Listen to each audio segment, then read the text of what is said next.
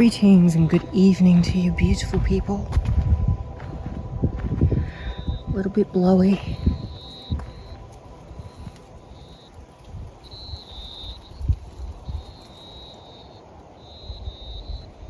I love this time of day. Zinnias are still looking beautiful. Although they are slowly receding for the winter. Hello, Pidge. Hello, Pigeon Pidge. These zinnias have just been planted by seed and just come up. I didn't even plant the seeds here. They just came up. And I mean, they're up to my shoulders. They've grown so much. So I thought I'd take you for a little tour. I cannot believe there is a flower on this protea. I thought me and proteas were finished. But one should never give up. So I've got some mulch here, broken down sawdust. This mulberry is about 2.5 meters tall now. At the start of the summer, would have been about here. They're very happy here. So I'm bringing this mulch out because I've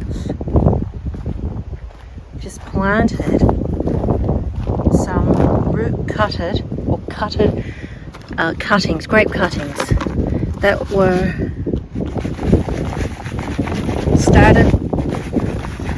started. What I'm trying to say is that they were started by cuttings and they have the biggest root systems on them now. I've just planted them out in the ground. I've been waiting to put them out all summer. I've got one under shade and we'll see how they do. But they'll get moisture from the runoff of these drippers. This is Grevillea. The honey eaters love Grevillea.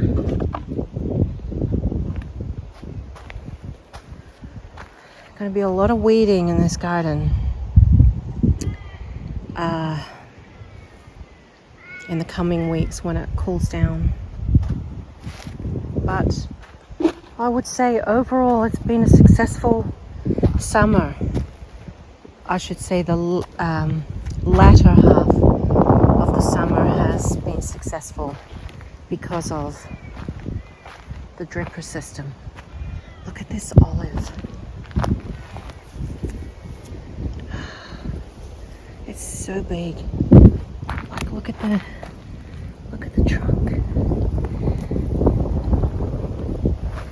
I mean, it's really just taken on its own life here. It was planted.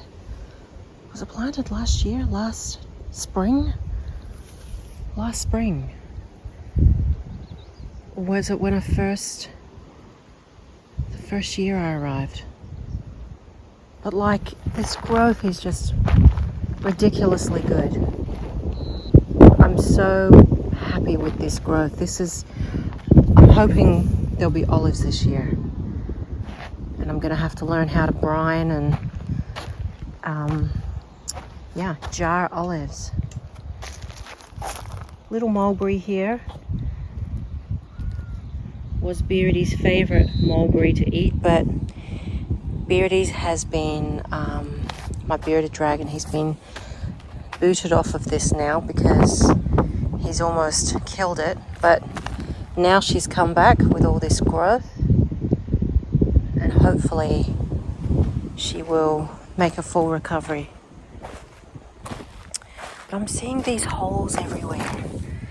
And I have a goanna around here who I feel like's a female. And I reckon she loves this garden just as much as Beardy. This was my grandmother's lemon. We got some beautiful growth on here. And maybe we might get some lemon blossom this year. Another grevillea, but she has no flowers on her just yet. And this stone fruit, she's looking a bit sad, but she is receding for the winter. So her leaves are all turning colour, dropping off, and hopefully she'll be ready for the next summer. And a beautiful caracara, pink navel. Actually, it's two types. Oh, I can't see anymore. But it is a caracara, and it might be a mandarin. And this crazy blood red plum. Wow, the growth on this is staggering. This is going to be the first fruit tree that I'm going to be cutting back this year, because see how these are all very spindly? I'm going to cut them back so they thicken up, because they're very spindly and thin, and cutting them back, pruning them, will give some strength in the shape and within the structure.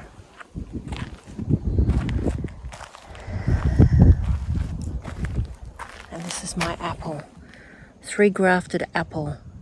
This apple has never ever looked better. A very happy apple. Maybe might get some blossom on here this year. And poor old apricot has been getting a massive trim from guess who? Mr. Kangaroo. He is a boy. I've seen him. He feeds on my veggie scraps and really loves watermelon. I've spied on him at night in the veggie scrap, eating the rind of watermelon, just devouring it.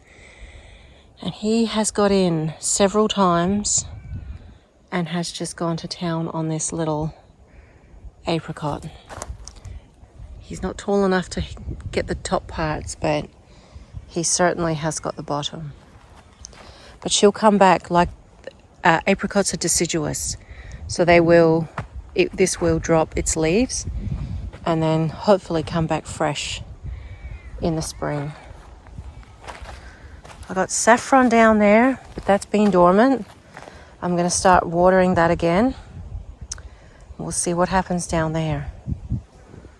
But all these beds have to be cleaned up, extended with proper watering, because I can't stress it enough how important a dripper system is if you've got big gardens. And just for water consumption and, water,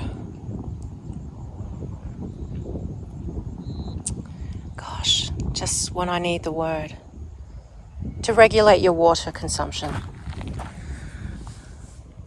Drippers, you can't beat them. This is a locust. That's a new one. Planted at that at the end of summer. She's got a bit of sunburn, but I reckon she's going to be all right now. Experimental plants. Beautiful fig.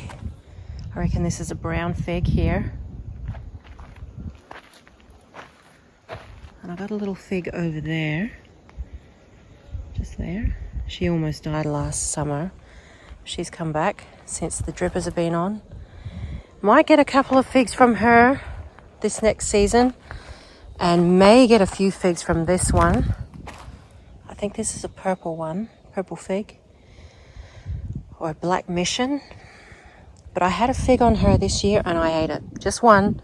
And it was the most flavoursome, jammy, beautiful fig going.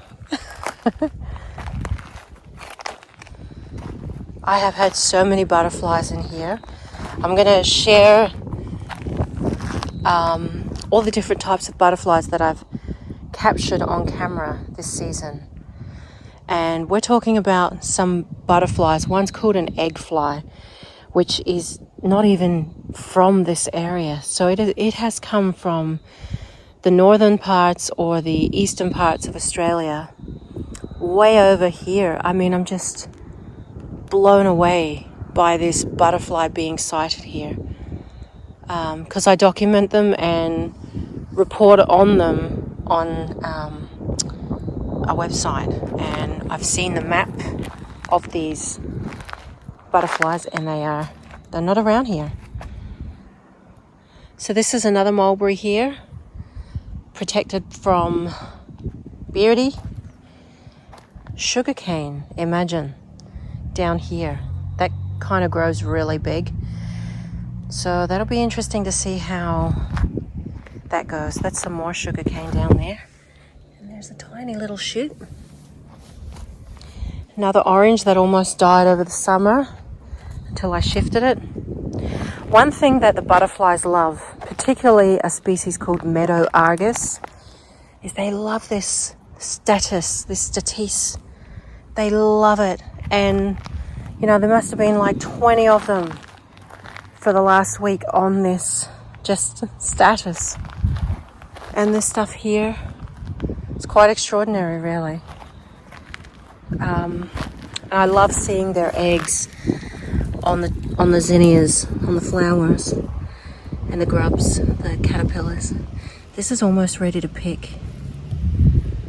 Needs a little bit longer, it's still a little bit green, but that's pickable. Pickable. I have tried them less ripe, and they're a little bit sweet but very bitter. Actually, I'll grab that bucket. So, people of Earth, it's been an interesting time. It really has. Interesting summer, and again a dry one though, a very dry one. We've been in an El Nino event in this country for a while now, and supposedly it is going to be dying out, well, from really now onwards. El Nino means a dry spell, and it's because of the trade winds over the Pacific Ocean going in a different direction than what they usually would, and it completely affects weather, particularly in the southern hemisphere, greatly. The funny thing is, though, even though we've been in an El Nino, in the northern parts of the country, we've had several tropical cyclones within weeks of each other, and the most incredible amount of rainfall. I mean, we are talking like in a 3-day period, like 2 meters of rain in the Daintree rainforest where I used to live. Remember? Remember me living up in a tent in the rainforest? Oh my gosh. And hearing something creep outside of my tent, I will never forget that. I don't know how I did that. One of those life experiences that at the time it doesn't seem so bad, but when you look back you think, what was I thinking? One of those. Here's a little, I think it's a lime grown from the stock. So the original cultivar died on this, and this is what's left. And I also planted this, I was going to say grevillea. This is bougainvillea today. It's only got one long root. It's been a cutting. I think it's a purple or pink one. We'll see how she goes. And this orange, a blood orange or Maltese orange, almost died this summer, but she's just managed to survive since I moved her.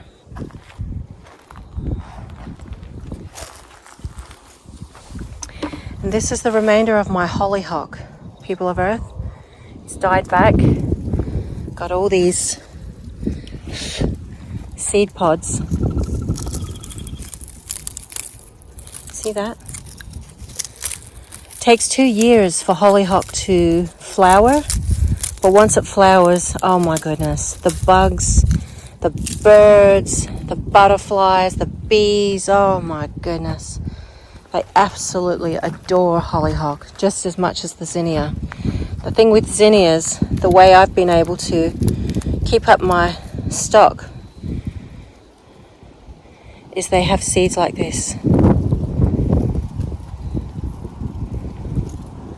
And this is how fantastic and intelligent nature is they make it easy, God makes it easy for us to harvest. Look at this. All you have to do is gently pull out that and you have an influx of abundance. Don't mind my cruddy nails.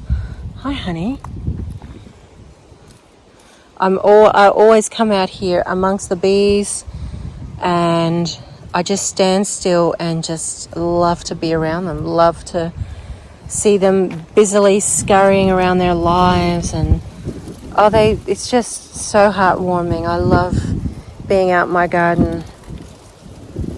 So nature and just the intelligence of creation makes it so easy for us to just harness and propagate the abundance freely given to us.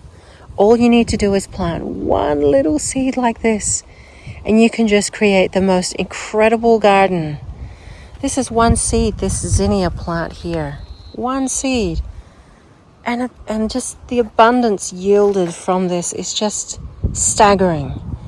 I am forever in awe of the workings of our planet and of creation. You know, here's some pink little seeds. Look at these. Hi, honey. Hi, little sweetheart. It's all right. It's a little bit late for you.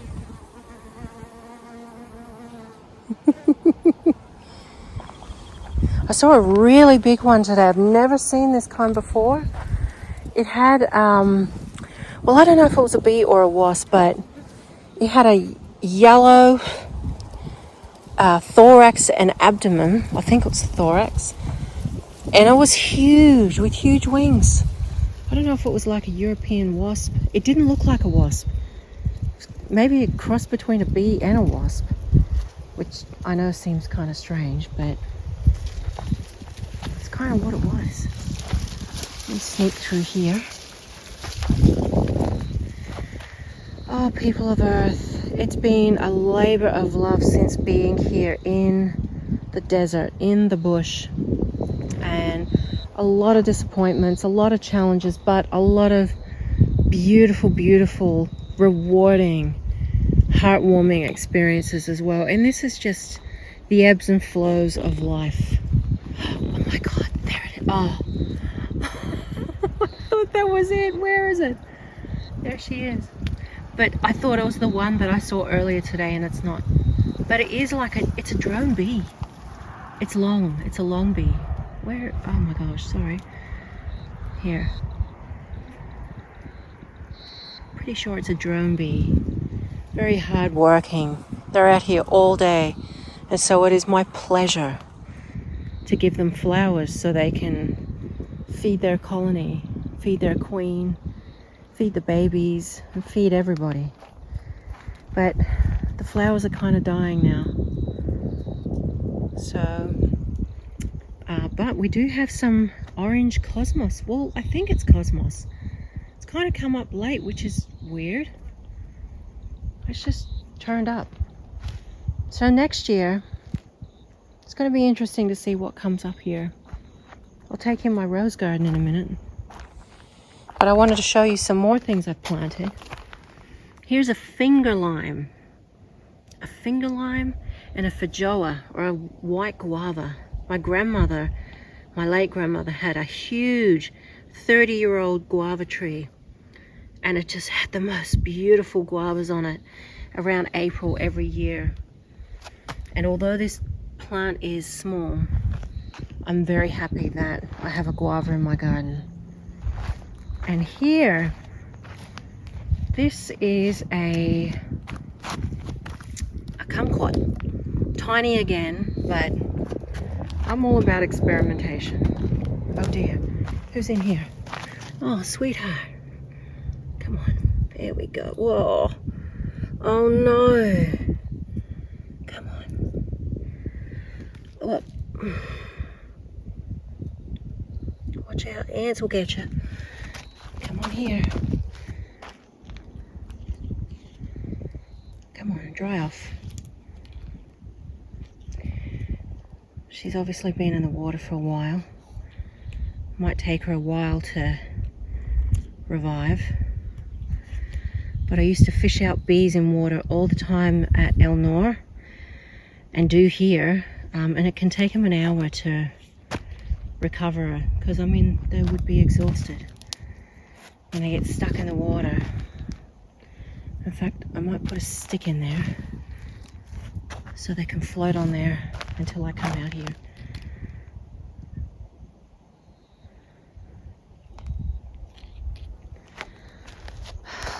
Another orange, but you know, this orange, which was my real good looking one to start with at summer, has now kind of dwindled.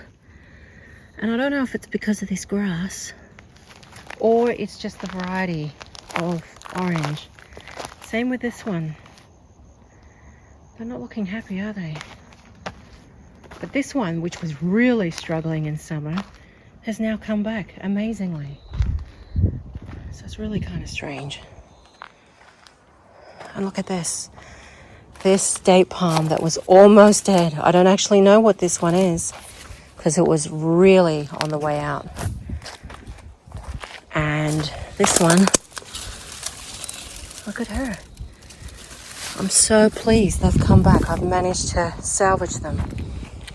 But what I want to show you, which is really exciting, that I only found today. Let's go in the tropical enclave.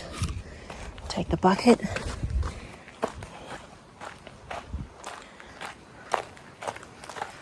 Look at all that. What a mess. Crows love oranges. That's old yogurt that I haven't had because I've been juicing.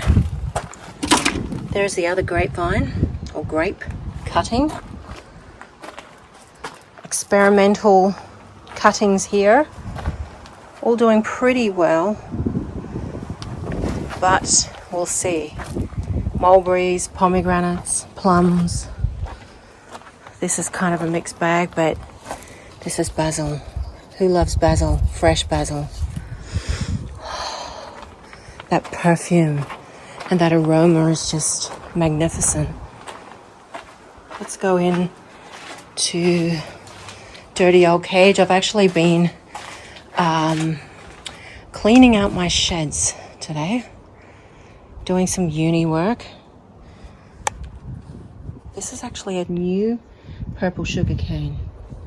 Don't know how she's going to go, but we'll see. And this is hibiscus, sage, and this is the white guava I was trying to, from my, that was from my grandmother's house, trying to cultivate, but hasn't worked. I've got a cherry in here. I've got a gold or yellow Panama passion fruit, and I've got a red one here. And look, this is the most exciting thing I've seen. Look, these are dragon fruit flowers. And this little bug, I've been out here like 5 or 6 times today. This little bug, she has been patiently sitting on this one bud all day. All day. She says, "This is mine. I am going to be the first. This is my flower." She can obviously smell something within this bud, or maybe it's an energy. I have no idea. But she is not going to move from this. And this is exactly how the ants were when my mango was about to flower. Down there. This dragon fruit, now this is the funny thing, is that my girlfriend who lives about 5 kilometers away from me has a dragon fruit plant that wraps around her entire shed, and it has not once had flowers or fruit, no matter how old it's been. Whereas this one, which was planted last year, has got buds. And I'm just wondering if it's because it's more tropical in here, and I don't know, maybe it likes the environment better since it's all enclosed, because her dragon fruit is all out in the open. Whereas here it's very kind of, well, it's my tropical enclave. Look how things love it in here. So maybe that's why, I'm not actually sure, but I love how this little bug, she just loves this blossom. I'm going to keep you informed over the coming month or so and see what happens. Up here is a gorgeous Kazakh melon, and they are green inside, and they have a salty, sweet, really juicy flesh inside, and they are so delicious. People of Earth, if you can get your hands on some Kazakh melon seeds, I would encourage you to grow. So this is a mishmash of a passion fruit from my grandmother's house. It's called a, is it called a blue Kelly? It is an orange passion fruit with red seeds, and I don't actually know if it's edible, but I had heard there's some passion fruits have a high cyanide content in the seeds. I don't know, but I wanted green up here on the edges of the walls, and I've got it. This is a loofah, a baby loofah. Ants love loofah flowers. These have all been open today. Look at this. They absolutely adore the pollen from the loofah. I can feel them crawling up my legs. And I've got another passion fruit here, which is a generic purple one. And so this is the beloved mango that gave me fruit, my first ever mango, in February. And behind here, believe it or not, it's only new, so I was expecting all these leaves to drop off. But this, people of Earth, is a durian tree. It's kind of comical that I've got it down here, but I am willing to experiment. I don't know how it's going to go, but we're going to experiment and see. And here I have a chocolate pudding fruit tree, a black sapote. Don't really know what's going to happen with that either, but it's all experimental.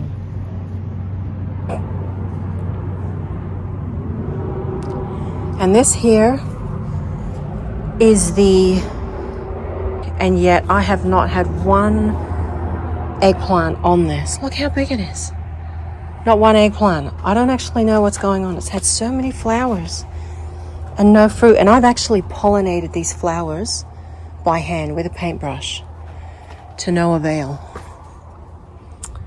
More passion fruits, strawberries, more melon, parsley. I'm out here getting parsley, sad looking celery.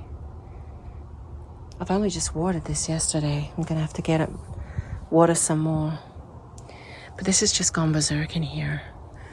So this is the tropical enclave, people of Earth. Lots of experimental things going on. Oh, I didn't even mention. That's a macadamia. But I'm forever cutting back this colocasia palm because macadamia needs sunlight. So I'm going to have to keep chopping back so she can get some sunlight. I'm not a big nut eater because they have a lot of oxalates in them, and nuts don't make me feel very good. But I do love macadamias. I love macadamias. I can do pine nuts as well. I can do peanuts on an ice cream. or pistachios. But I feel very seedy after them. One of my jobs upcoming shortly is going to be cutting back all this broccoli.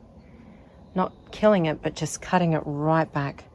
And I'll use the stalks once they dry out for tinder from my pizza oven that I hope to test out soon. I've got some chilies here. I think it's a regular. Don't know if it's. I think that's a. I don't think it's a habanero. Jalapeno maybe, and just a regular pepper, chili pepper, but not very hot. The ones out in my garden are hot. So yeah,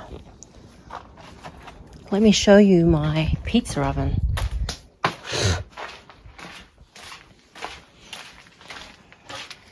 And I've completed this in a week. You see, I've been sweeping out. Here's my little shed. This was covered in kangaroo poo. Ripped up boxes, poo. Oh my gosh. I'm still got a lot of work to do, but this was covered in webs as well. But this is open, so of course you can see some webs still there. I gotta do a lot of work. Winter is a working time for me. Summer is just keeping my garden alive. Look at the roses. Finally roses. Finally. Not many, but they've only turned up since I've had the drippers in. So that shows you the power of the drippers. This beautiful hot pink magenta color. Oh, smells so good. You are pretty, honey. All these others. Beautiful hot cocoa color over there. So they have survived the onslaught of the summer. So now is a time for recuperation, restoration, and sleep and rest. You see the burn here? Gosh, we just had weeks of 40 degrees non-stop. And these are newly planted palms. Rose cutting, palm, another palm, couple of palms at the back, and a rosemary. Drippers have really saved me from so much work. I wish I did it earlier, people. But this is how we learn. Although I'm away, very isolated away from, society, the pleasures of just simplicity and quiet life and living, slow living, is just unmatched. Beautiful blue skies. Our sunsets are just incredible here. And trying to grow an abundant garden where nothing has been planted here before. I mean, look at the ground. It's like rock. So there are constant challenges, and I encourage any of you, if you really want to start a garden, get into it and, go with an open heart and a full heart and try your best. And if you're set back, then try again. And if you're set back, have a cry, have a whinge, have a tantrum, but then get over it and then start again.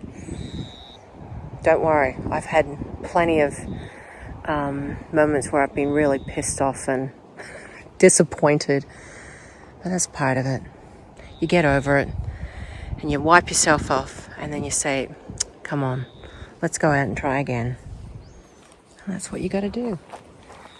This is a sticky wattle. I call it a sticky wattle because all these little balls on here, the ants have created these little sugar balls. Ants are just everywhere here. In the summer, they just drove me nuts. Walking out here with flip-flops on. See all this? That's from Mr. Kangaroo. So here's my little pizza oven. I was going to light it up today, but I got busy with sweeping and jobs. So another day. I need obviously more. But I've got my little flint stick here that you start a fire with, or a magnifying glass. My little clay chimney, which, you know, doesn't look the best, but it's got to do its job. This is really, really hard clay here. So yeah. Let's see if I can look up there. This took me about a week, and this is all reclaimed, recycled brick. I want to build a really hot fire in here and really clean the surfaces of any mold or residue on these bricks. I have no idea what's on these bricks. And see how hot this oven can withstand. And then make some beautiful pizzas for me and my friends.